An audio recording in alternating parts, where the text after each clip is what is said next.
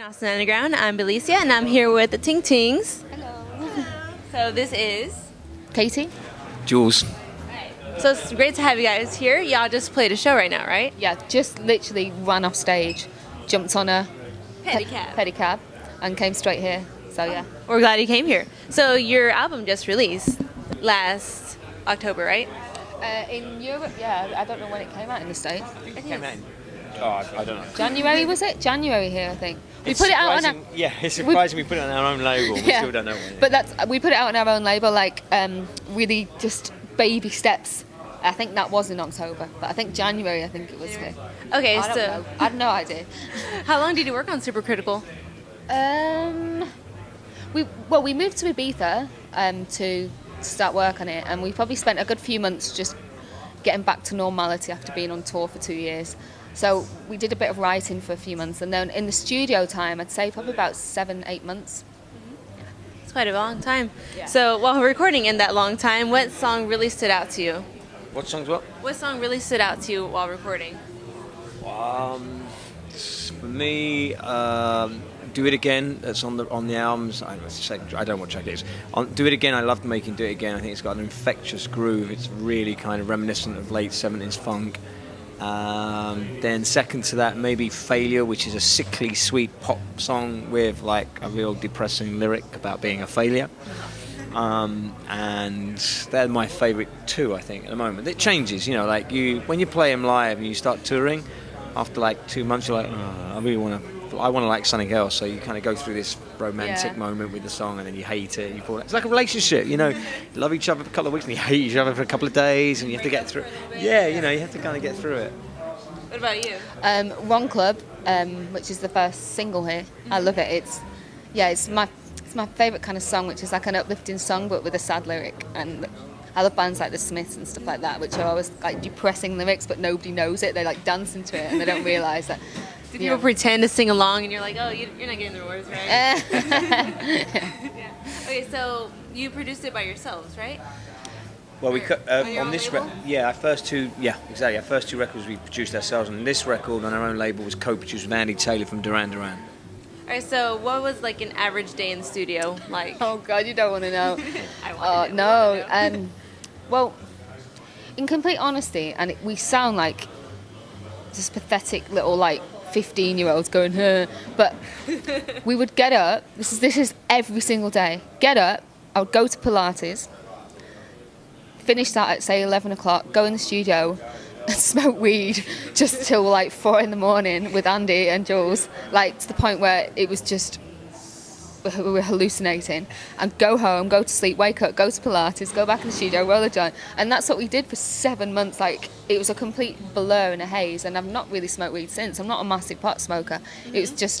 It was the best thing we did though, because I think we were, I don't know, almost as a band you can almost get a bit self-conscious or a bit too self-aware of what you're doing. You never just like, especially not on your first album because no one knows you and you're very naive, but by your second album, our second album especially, we were so like trying to please everybody and so over-analysing everything that almost on this third album just to be like a complete pothead in Ibiza was amazing because it just freed us up.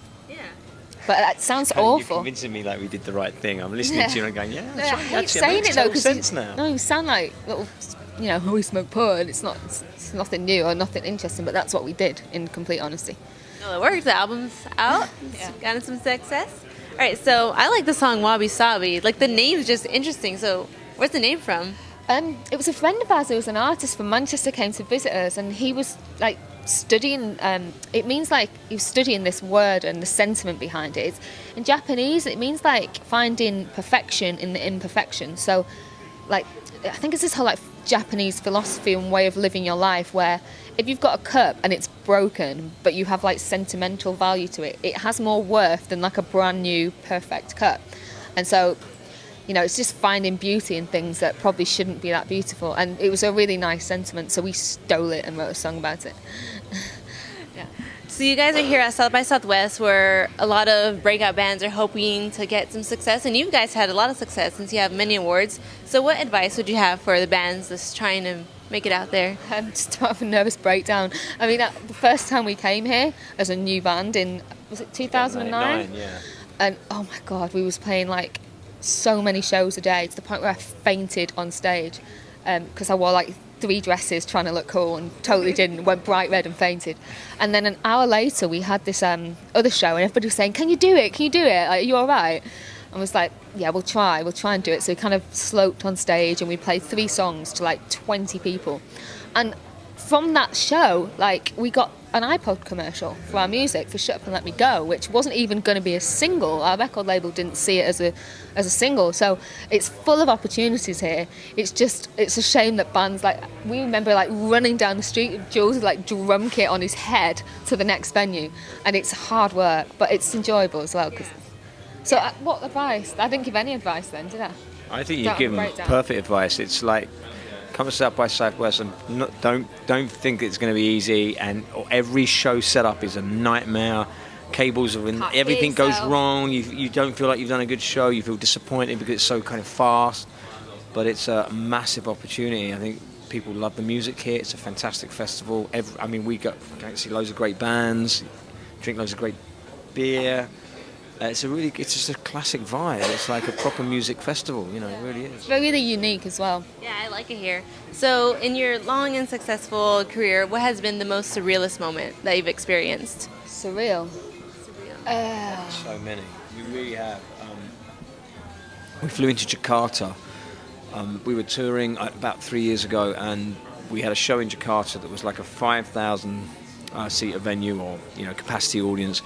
And the promoter rammed 9,000 people in it. It wouldn't happen in Europe or in the States. It would be illegal. But, out there, things happen. And there was just too many people in there. It was scaring the hell out of me. I just kept thinking something was going to go wrong. And then they had a military... Yeah, we couldn't work out what it was. To us, it looked like some weird, like, military kind of film going on before we went on. Yeah, so the big screen come down, like these generals came and sung. We were like, what are we doing here? This is really scary. What kind of rules going on here? And then...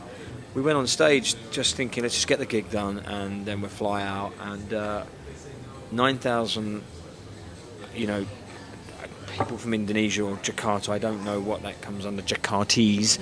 I don't know what you call Jakarta people, but they sung every single lyric to all 10 of our songs for a whole hour and 10 minutes. Yeah, and they were so lovely. We just couldn't get it. The coolest crowd. Like, they looked amazing. amazing. And yeah, that was surreal because we'd never set foot there. And that was, for us, I think, our music's been used a lot in like film syncs and, TV adverts and stuff like that. And we're quite a weird band because we're like a pop band, but we're indie and we don't fit in like a typical format. And so I think those kind of things that we did just got around the world and made it so we could turn up in Indonesia and play to 10,000 people that knew every word, and for us it was just like, oh my God, that's amazing that the music just travels, So yeah, that was really, really good. Yes, you're mentioning that your songs are in a lot of movies. So what has been your favorite movie that your song has been featured on? Well, I watched Horrible Bosses 2 the other night on the aeroplane when we came over, and it